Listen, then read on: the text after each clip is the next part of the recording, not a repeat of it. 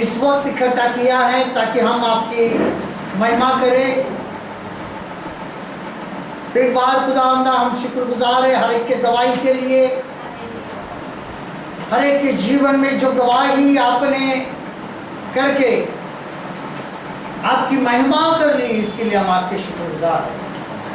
फिर एक बार खुदावंदा हम अपने आप को आपके हाथ में समर्पित करते हैं, हर एक के शरीर प्राण आत्मा को आपके हाथ में समर्पित करते हैं। पानी चलाइए, हर एक रुकावट, हर एक बंधन नासरी यीशु के नाम से निकल जाए। फिर एक बार हम आपको सजदा करते हैं, हर एक के कानों को और दिलों को खोल दीजिए। पवित्र आत्मा हम आपकी उपस्थिति में हैं, हर एक के जान जिस्म और रूह को छूकर आपके खुदावंदा हजूरी में हम आए हैं। तो पवित्र आत्मा के द्वारा हम आपके तख्त के सामने झुक जाएं। जो आपका तख्त यहाँ पर लगा है, हम आपको सजदा करें। जब फिर एक बार हर एक के ऊपर आपकी बरकत हो, हर एक रुकावट, हर एक बंधन, हर एक की जिंदगी से निकल जाए और होने दीजिए आपके नाम का चुनाव। पवित्र आत्मा आप हमें चलाइए, और जो भी हो खुदा आपकी महिमा। आगे के समय को आपके हाथ में समर्पित करते आप हमें चलाइए। हमारी शरीर प्राण आत्मा को हम आपके हाथ में समर्पित करते। यह दुआ हमारे जिंदा खुदा यीशु के नाम से की और आपने सुन ली खुदा पाक से। हालेलुया। परमेश्वर की महिमा हो आज के दिन के लिए, इस समय के लिए। सचमुच ही हमारे परमेश्वर महान है। और आज विशेष रूप से एक बाइबल के अंदर एक व्यक्ति है, उसके हम बारे में जानेंगे और उसके व्यक्तित्व को समझना हमारे लिए बहुत ज़रूरी है कि हम हमेशा उसका उदाहरण देते हैं, लेकिन उसके जीवन के बारे में कभी सोचते नहीं। उदाहरण तो देते हैं, लेकिन हालांकि उस व्यक्ति ने क्या किया है, कैसा नेचर था उस व्यक्ति का, उसको समझना हमारे लिए बहुत ज़रूरी है। और इसके लिए हम पहला राजाओं 10 अध्याय 1 से 13 पद, 1 Kings chapter 10 verse 1 to 13, पहला सलातीन 10 बाब का 1 से 13 कलाम हम देखते हैं। और एक उस व्यक्ति का नाम है, उसका नाम बाइबल में नहीं दिया है, लेकिन उसको उसके देश के नाम से जाना जाता है। उसका नाम है शिबा की रानी, क्वीन ऑफ शिबा। शिबा जो देश था उसकी वो क्या थी, रानी थी। और वो राजा सुलेमान को मिलने के लिए आई थी। और यहाँ पे उसके बारे में लिखा है, ये देखते हैं कि शिबा की रानी का आगमन। पहला राजाओं 10 अध्याय का 1 से 13 पद, 1 King chapter 10 verse 1 to 13। जब शिबा की रानी ने यहोवा के नाम के विषय सुलेमान की कीर्ति सुनी, तब वह कठिन कठिन प्रश्नों से उसकी परीक्षा करने को चल पड़ी। वह तो बहुत भारी दल के साथ मसालों और बहुत सोनों और मणि से लदे ऊन के साथ लिए हुए यरूशलेम को आई और सुलेमान के पास पहुंचकर अपने मन की सब बातों के विषय में उससे बातें करने लगी। सुलेमान ने उससे सब प्रश्नों का उत्तर दिया। कोई बात राजा की बुद्धि से ऐसी बाहर न रही कि वो उसको न बता सके। जब शिबा की रानी ने सुलेमान की सब बुद्धिमानी और उसका बनाया हुआ भवन और उसकी मेज पर का भोजन देखा और उसके कर्मचारी किस रीति से बैठते और उसके टहलुए किस रीति से खड़े रहते और कैसे कैसे कपड़े पहनते हैं और उसके पिलाने वाले कैसे हैं और वह कैसी चढ़ाई है जिससे वह यहोवा के भवन को जाया करता है। यह सब जब उसने देखा तब वह चकित रहेगी। तब उसने राजा से कहा, तेरे कामों और बुद्धिमानी की जो कीर्ति मैंने अपने देश में सुनी थी वह सच है, परंतु जब तक मैं आप ही आकर अपनी आंखों से यह न देखा तब तक मैंने उन बातों की प्रतीति न की, परंतु इसका आधा ही मुझे न बताया गया था। तेरी बुद्धिमानी और कल्याण उस कीर्ति से भी बढ़कर है जो मैंने सुनी थी। धन्य है तेरे जन, धन्य है तेरे ये सेवक जो नित्य तेरे सम्मुख उपस्थित रहकर तेरी बुद्धि की बातें सुनते हैं। धन्य है तेरा परमेश्वर यहोवा जो तुझसे ऐसा प्रसन्न हुआ कि तुझे इज़राइल की राजगद्दी पर विराजमान किया। यहोवा इज़राइल से सदा प्रेम रखते हैं, इस कारण उन्होंने तुझे न्याय और धन करने को राजा बना दिया। तब उसने राजा को 120 किक्कार सोना, बहुत सा सुगंध द्रव्य और मणि दिया, जितना सुगंध द्रव्य शिबा की रानी ने राजा सुलेमान को दिया उतना फिर कभी नहीं आया। फिर हिराम के जहाज भी जो ओपीर से सोना लाते थे, बहुत सी चंदन की लकड़ी और मणि भी लाए, और राजा ने चंदन की लकड़ी से यहोवा के भवन और राजभवन के खंबे और गवैयों के लिए वीणा और सारंगियां ऐसी चंदन की लकड़ी आज तक फिर कभी नहीं है और न दिखाई पड़ी। शिबा की रानी ने जो कुछ चाहा वही राजा सुलेमान ने उसी की इच्छा के अनुसार उसको दिया। फिर राजा सुलेमान ने उसको अपनी उदारता से बहुत कुछ दिया, तब वो अपने जनों समेत अपने देश को लौट गए। परमेश्वर को धन्यवाद हो। इस वचन के द्वारा प्रभु हमें जो सिखाना चाहते हैं या हमें आज बताना चाहते हैं, और सबसे पहले मैं जो बातें बताने वाला हूं उससे पहले अगर हम जानते हैं कि शिबा एक नगर है, एक अरबस्तान में इथोपिया के पास, वहाँ पे एक बहुत बड़ा ये देश है, थोड़ा है, वहाँ की वो रानी थी। उस देश का नाम शिबा था, लेकिन आज तक ये शिबा की जो रानी उसका नाम कहीं दिया नहीं। हालांकि शिबा ये जो शब्द है उसको अरबी में बिल्किस कहते हैं। क्या कहते हैं? बिल्किस। और वही नाम से बहुत जगह हम देखते हैं कि मोस्टली मुस्लिम्स लोग ये नाम रखते हैं, बिल्किस। और ये जो दोनों ये जो शहर है, मुस्लिम और यहूदा, ये दोनों के लिए बहुत जरूरी यहाँ पे यहूदा। और उसके पहले मैं बताने से पहले यहाँ पे जो शब्द आया है, उसने जो सोना दिया ने सुलेमान को 120 किक्कार, अंग्रेजी में है 120 गोल्ड टैलेंट्स। इसका आज के इसमें अगर किया जाए आज, तो उसका जो वैल्यू है 120 किक्कार यानी 4.5 टन, 4.5 टन, और उसकी कीमत है आज $36 लाख। कितनी? $36 लाख यानी 27 करोड़। इतना सोना उसने किसको दिया? सुलेमान। 4.5 टन यानी 1 टन कितना है मालूम है?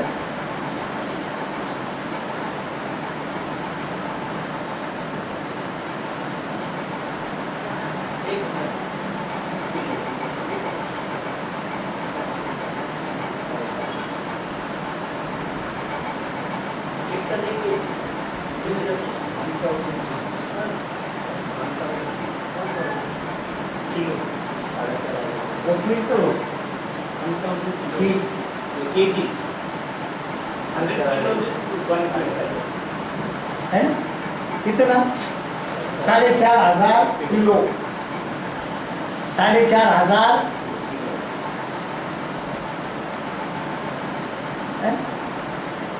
गिफ्ट दे दिया। क्यों? क्यों?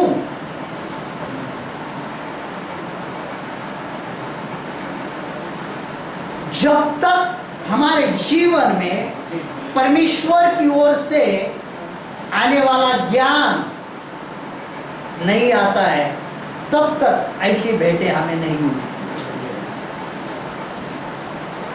वो ऐसा ही नहीं मिलता है कि जब तक हम परमेश्वर का ज्ञान नहीं रखते हैं,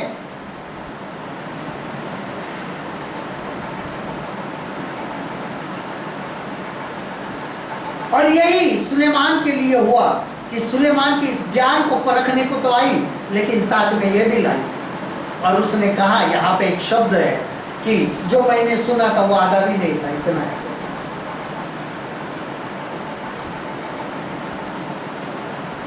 सोना परमेश्वर की उपस्थिति का प्रतीक है और शुद्धता का प्रतीक है, और प्रभु यीशु मसीह वही कहते हैं कि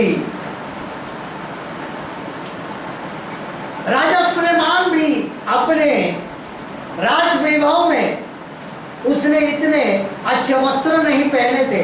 इतने अच्छे वस्त्र अगर परमेश्वर एक दिन के इस घास को पहनाते, यानी फूलों को पहनाते हैं, तो तुम्हारे बाल भी गिने गए।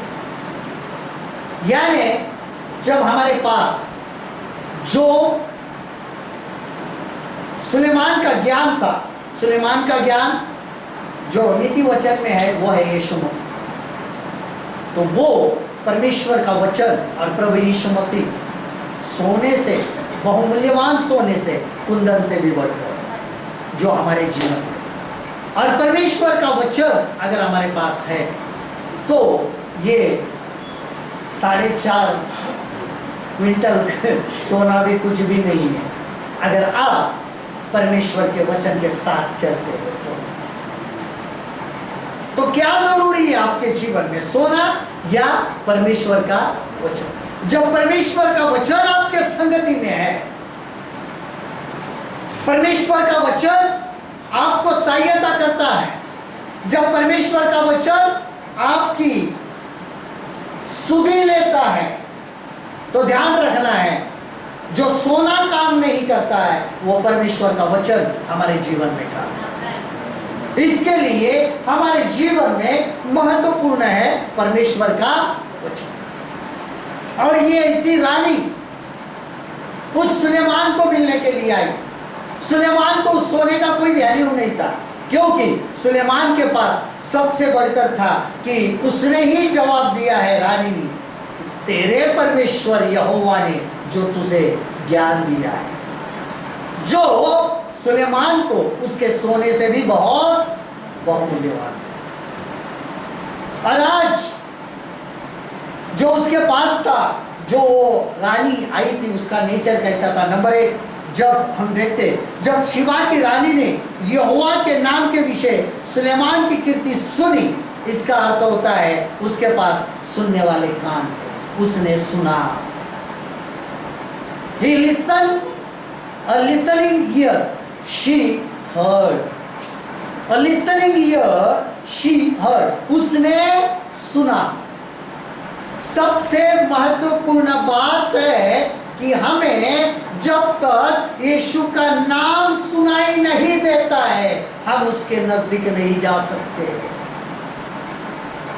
शिवा की रानी कब आ गई? जब उसने उसके विषय में सुना, उसके कार्यों के विषय में सुना। जब तक उसका नाम किसी के कानों में गूंजता नहीं है, उसके पास कोई भी आकर्षित नहीं होता है। जब हम परमेश्वर के पुत्र यीशु मसीह की महिमा लोगों को करेंगे, लोग उनके नाम को सुनेंगे और उसकी कीर्ति को सुनकर, उनकी महिमा को सुनकर लोग यीशु को देखने के लिए आए।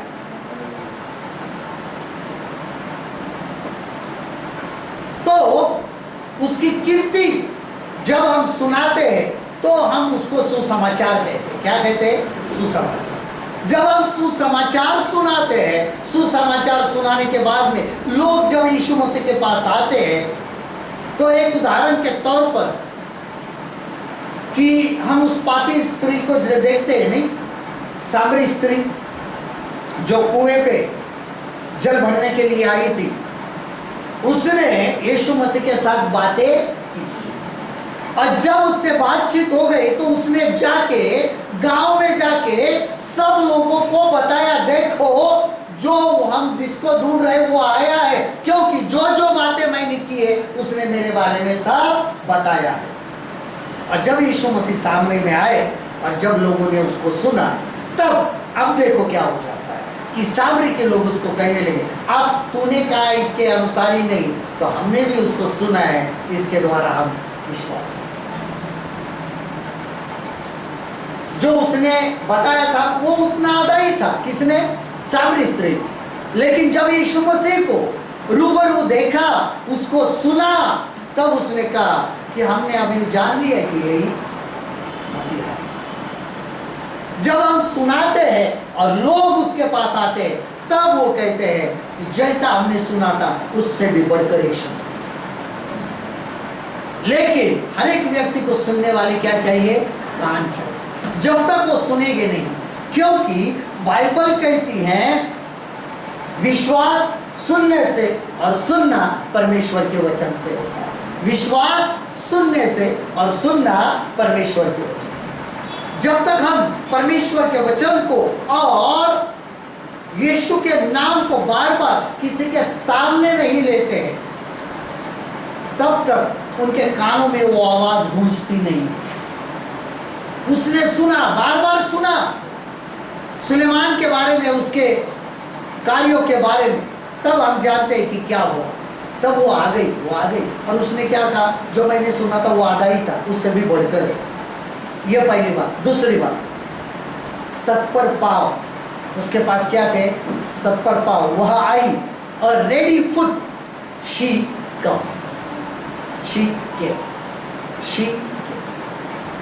तत्पर पाव यानी रेडी फुट।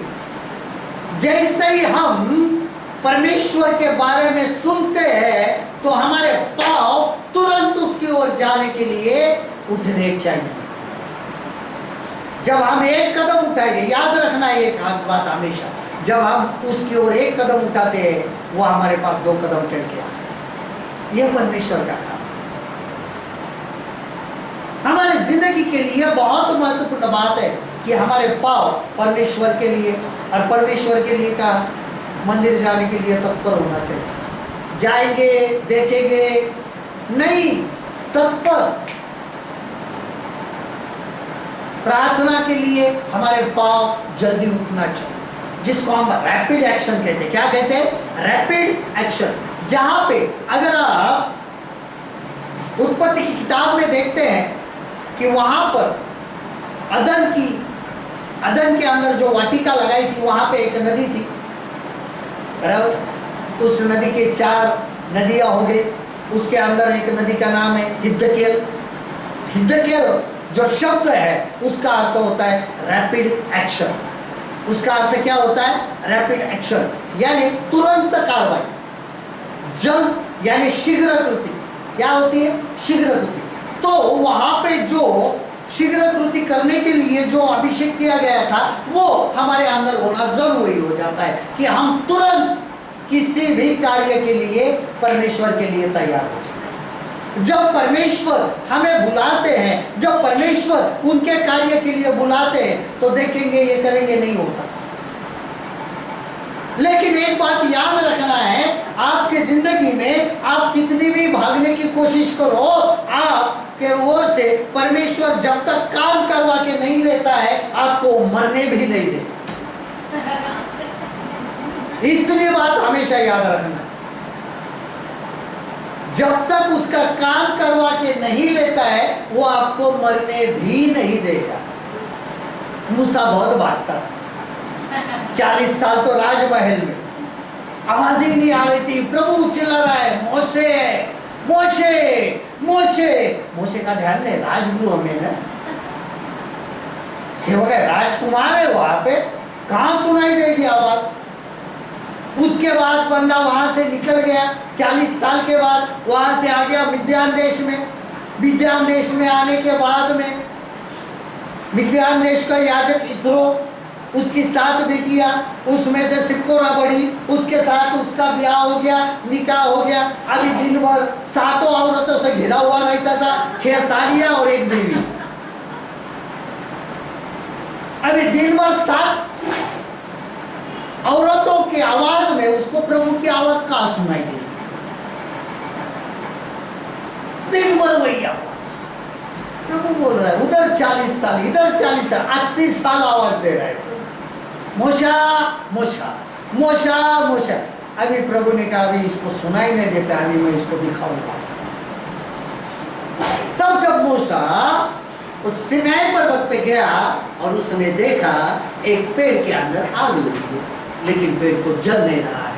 तब मूसा नजदीक गया, तब मूसा ने खुदा पाक की आवाज सुना।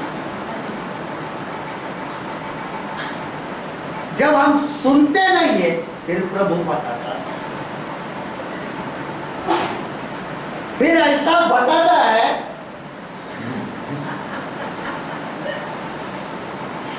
ऐसे सामने हर एक चीज खोल के बताता, देख अभी मैं क्या चाहता हूं।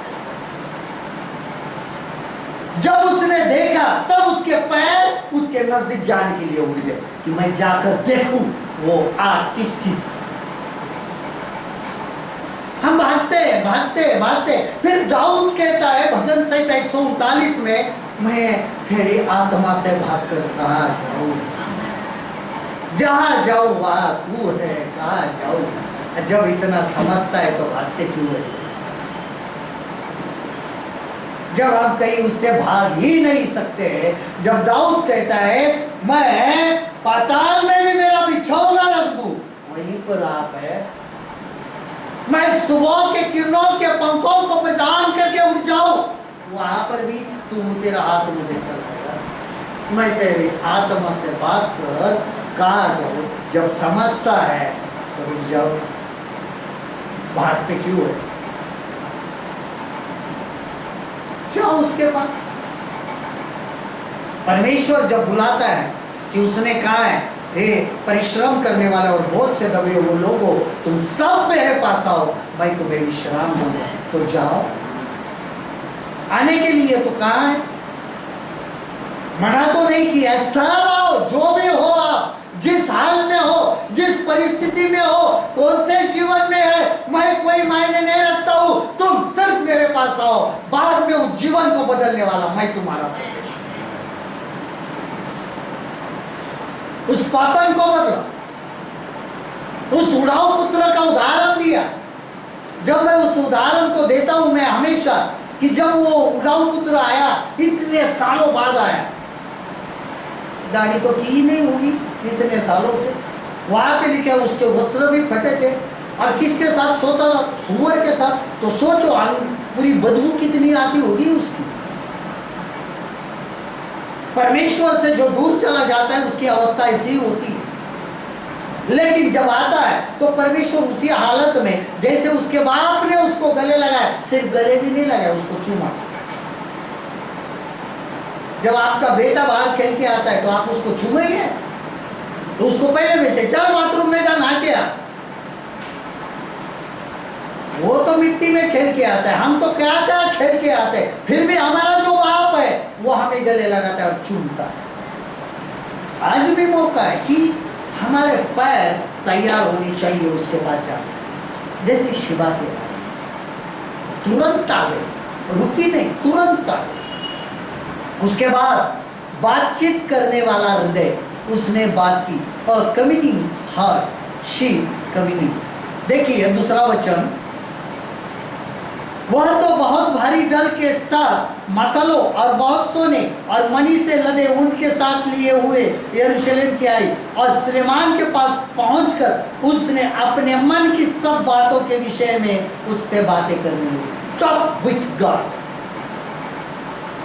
बातें करो, अपने मन की बातें करो। परमेश्वर हमारे जीवन में ऐसे ऐसे कभी कभी लोग भी देता है कि जब हम परमेश्वर से बात नहीं करते हैं तो परमेश्वर उस व्यक्ति के द्वारा हमारी बातों को सुनते हैं। हमारे मन में जो भी है, एक बातचीत करने वाला हृदय होना अनिवार्य है। बात करो, बात करो। इसके लिए हमारे लिए एक साधारण बात की है, एकदम साधारण, बहुत आसान बात दी है, प्रार्थना। हमें प्रार्थना क्या करेंगे, कैसे करेंगे, क्या करनी है, और क्या टेंशन है भाई। जो बातें तुम हमको बताते हैं, एक दूसरे को बताते हैं, वही बातें प्रभु को बतानी है। आपके मन में, आपकी मन की बात क्या है। ये दुनिया में चल रही है अभी की वो मन की बात नहीं कर रहा हूँ, आपके मन की बात प्रभु को करनी है। आपको प्रभु के साथ में बात करनी है।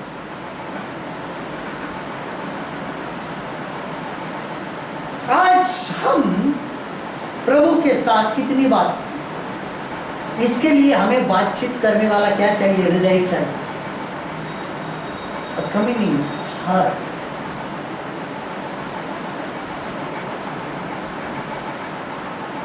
क्यों हम एक दूसरे से बातचीत नहीं करते, क्या बात है। आजकल का जमाना कितना हो रहा है, एक घर में रहने के बाद भी जब आप बड़े बड़े लोगों के पास देखोगे, आप इतनी हालत खराब है, इतनी हालत खराब है। एक घर में रहते हैं लेकिन बेटी बेडरूम से, जो माँ किचन में, उसको गुड नाइट फेसबुक पे, व्हाट्सएप पे भेजती है गुड नाइट। एक ही घर में जाना कितना लंबा है।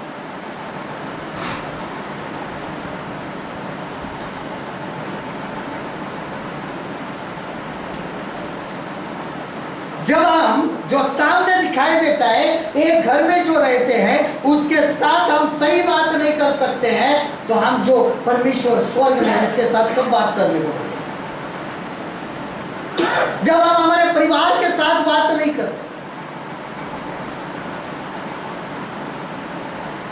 हमारे परिवार के बच्चों का एक काम होता है कि अपनी मन की बातें अपने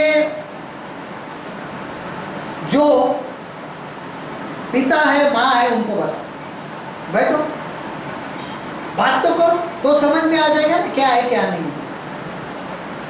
उल्टा आजकल के और आपको क्या समझता है, अरे भाई बात करोगे तो तुम्हारी स्थिति समझ में आ जाएगी ना।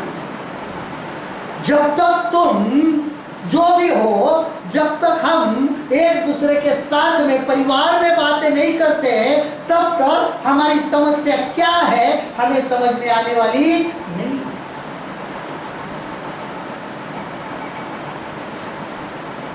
क्यों हम बैठकर बात नहीं कर सकते। बात करने वाला मन होना बहुत जरूरी है, एक हृदय होना बहुत जरूरी है। उसने बातें की, मन की बातें की।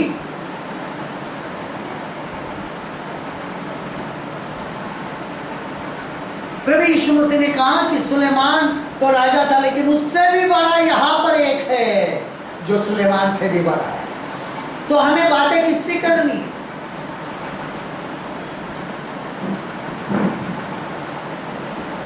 हमें प्रभु के साथ बात करनी है, अपने मन की बातों को बताना है कि ये नहीं, ये है, ऐसा नहीं, ऐसा है। हम कब तक चुपचाप बैठे रहे।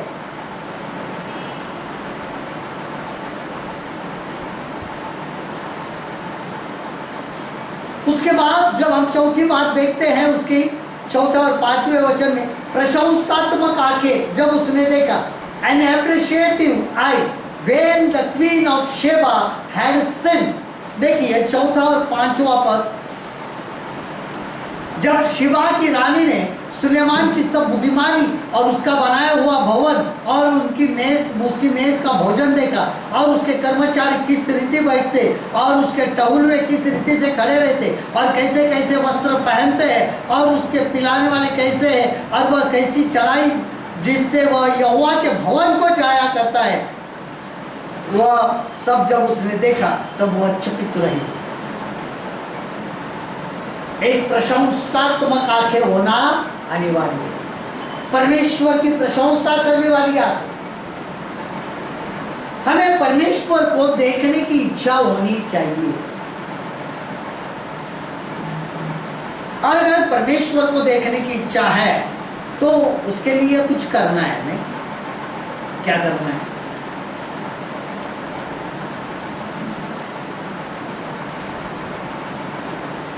बहुत उपवास करना है? नहीं।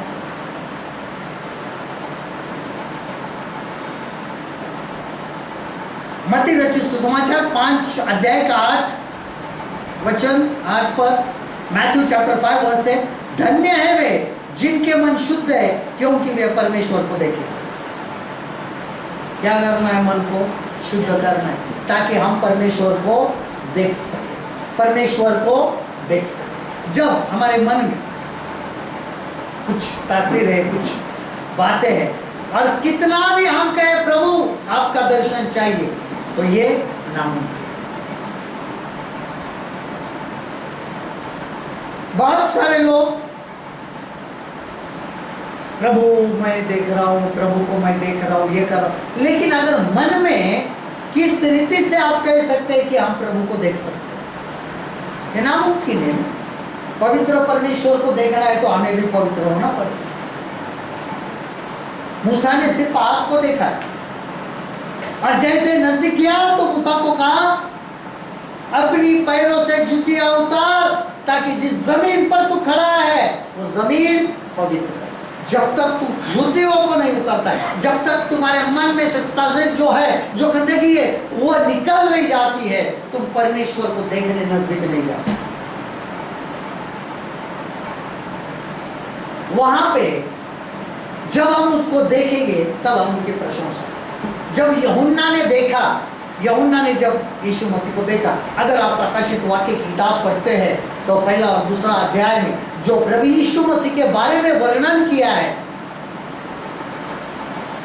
वो कितना महिमामय परमेश्वर, उसको समझना बहुत अनिवार्य है। उसने आत्मा में देखा है, फिर भी उसके चरणों पर गिर पड़ा है, आत्मा में, शरीर में भी नहीं। इसने जो प्रशंसा की है शिवा की रानी ने, बहुत महत्वपूर्ण है। उसके वैभव की, वो मंदिर, वो खूबसूरती, हमारे जिंदगी में यह बहुत जरूरी है कि हमारी प्रशंसात्मक आंखें होना जरूरी है। किसकी प्रशंसा होनी चाहिए? उस दुल्हन की जो परमेश्वर यीशु मसीह की क्या है? दुल्हन है। कलीसिया की प्रशंसा होना जरूरी कि यहाँ पर जो वस्त्र सब बारे में बताया है, उसके दास, उसके सेवक, परमेश्वर के जो सेवकाई होती है, परमेश्वर के जो सेवक होते, परमेश्वर के जो लोग होते, उनके वस्त्र, उनका रहना, उनका बैठना, उनका खाना, उनका पीना कैसा होना चाहिए, ताकि उनके उठने और बैठने और वस्त्र पहनने के द्वारा उस परमेश्वर की क्या हो? महिमा हो, स्तुति हो। लोग क्या करें? परमेश्वर की प्रशंसा करें। यीशु मसीह की प्रशंसा कब होगी? जब लोग हमें देखकर जानेंगे ये मसीह है। हमें देखकर परमेश्वर की प्रशंसा होनी चाहिए, ना कि निंदा होनी चाहिए, ना कि निंदा होनी चाहिए। लोग ऐसे ऐसे काम करते हैं, कोई भी हो, सेवक हो, कोई भी ऐसे काम करते हैं, ऐसे झूठ काम करते हैं, तो परमेश्वर की निंदा होती है, परमेश्वर की निंदा की जाती है। क्यों? ये जो है प्रशंसात्मक आंखें, वो हर एक के पास होना अनिवार्य है। उसके बाद नंबर, अंगीकार करने वाली जीभ, उसने कहा, और कन्फेसिंग टंग, शी सेड, अंगीकार करने वाली जीभ, उसने कहा, और कन्फेसिंग टंग, शी सेड, वचन 6। तब उसने राजा से कहा, तेरे कामों और बुद्धिमानी की जो कीर्ति मैंने अपने देश में सुनी वह सच है। कन्फेस, परमेश्वर के कामों को और कार्यों को कबूल करो। उसने कहा उसके कामों का प्रचार करो, उसके सलीब के ऊपर किए हुए बलिदान का प्रचार करो, उसने बहाए हुए लहू का प्रचार करो। जो लहू हमें नजात देता है उसको कबूल करो, वो जो उद्धार देता है उसका प्रचार करो। अपने मुंह से कबूल करो कि आसमान के नीचे और जमीन के ऊपर एक ही नाम है, यीशु का नाम है, जिस नाम में हमें उद्धार। कन्फेस। जब तक हम अपनी जबान से यीशु मसीह को अंगीकार नहीं करते हैं, हमारा उद्धार नहीं होता। Confess, confess your sin also. अपने पापों को कबूल करो और उसको छोड़ दो। ये मैंने किया था, ये मैंने किया है, मैं पापी हूं, छोड़ दो। अब मैं यीशु मसीह को कबूल करता हूं करके। ये कन्फेशन बहुत जरूरी है। हमें कहना है, उसने कहा, उसके कामों के विषय में। हम किसके कामों के विषय में? प्रभु यीशु मसीह ने जो हमारे जीवन में कार्य किया है उसके लिए गवाही देना, उसका प्रचार करना, ये हर एक विश्वासी का क्या है? काम है। हर एक विश्वासी उस कामों का प्रचार करे। उसने यहाँ पर जो बातें कही, तेरे कामों और तेरे बुद्धिमानी के जो कीर्ति मैंने अपने देश में सुनी, अब मैं उसको कबूल करती है, तूने किया है। ये बाइबल में परमेश्वर की कीर्ति लिखी है, परमेश्वर के कामों को लिखा गया है। हर रोज हम हमारे जिंदगी में वो कामों को देखते हैं। और मैं तो कहता हूं, आपने बहुत नजदीक से ये 9-10 महीनों में देखा परमेश्वर के काम।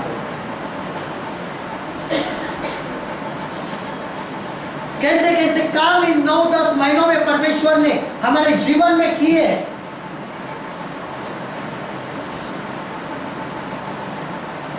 परमेश्वर को कोई भी बात असंभव नहीं है, उसको हर एक बात संभव है। Everything is possible to God and everything is possible with God. कि परमेश्वर के साथ में हर एक बात संभव है और परमेश्वर को हर एक बात संभव है। हमारे जीवन में जब हम उनके कामों के बारे में अंगीकार करते हैं, यस, मेरे जीवन में प्रभु ने ये काम किया है, सलीब पर उसने काम किया है, उसने कबूल किया।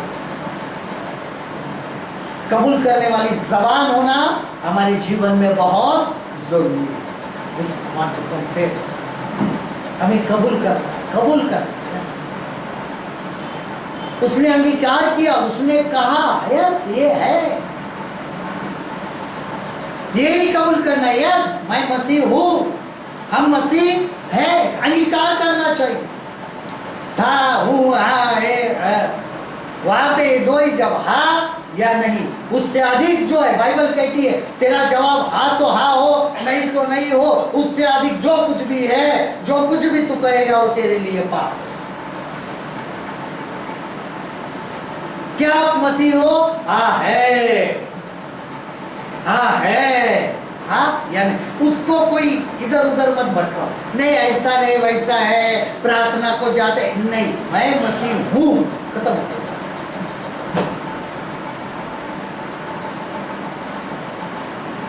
अगर इधर उधर भटकने लगे, ऐसे वैसे कहने लगो, समझ लेना आप कन्फेशन दे रहे। जरूरत नहीं किसी को कोई एक्सप्लेनेशन देने की। क्या करेंगे? ज्यादा से ज्यादा, ज्यादा से ज्यादा करेंगे क्या? मार डालेंगे। उसके बाद क्या कर सकते? उसके बाद क्या कर सकते हैं? आपको मार डालने के बाद आपका कर क्या सकते हो? है कुछ? खत्म हो गया। ऐसा तो प्रभु कभी कभी उसमें मरने नहीं देते। मार खा लेकिन मर मत। क्यों? जो मार खाए उसकी गवाही तो दे। आपको भी आसान लगता है, अरे एक ही बार मारना मसीह के लिए बहुत आसान है, हर रोज मरना जो है बहुत कठिन है। हर रोज हमारे जीवन में प्रभु यीशु मसीह के लिए मरना है। क्या मरना है? हमारी जिंदगी में जो भी पसंदीदा चीजें है जो हमारी है वो उसको पसंद, उसको संसार की बात, संसार के अलग हो जाना, संसार के लिए मर जाना। पौलुस कहता है मैं संसार के लिए सलीब पर टांगा हूँ और मैंने सलीब के ऊपर संसार को टांग दिया है। अब मैं ना जीवित रहा तो मुझ में मसीह जीवित है। ये हमें अंगीकार करो। उसके बाद देने वाले हाथ उसने दिया, A giving hand she gave, 10वां वचन। तब उसने राजा को 120 किक्कार सोना, बहुत सा सुगंध द्रव्य और मणि दिया। जितना सुगंध द्रव्य शिवा के रानी ने राजा सुलेमान को दिया उतना फिर कभी नहीं आया। कितना दिया होगा? अभी सोना तो 120 किक्कार मैंने बताया 4.5 टन।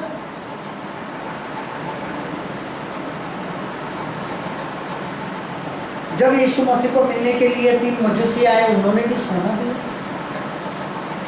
बहुमूल्यवान सोना, सुगंधित द्रव्य दिया, लोबा और गंधरस उसने दिया।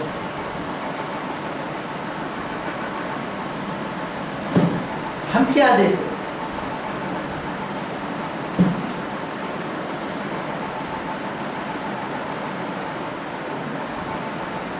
जीवन तो पूरा देना ही देना है, जीवन तो पूरा देना ही देना है।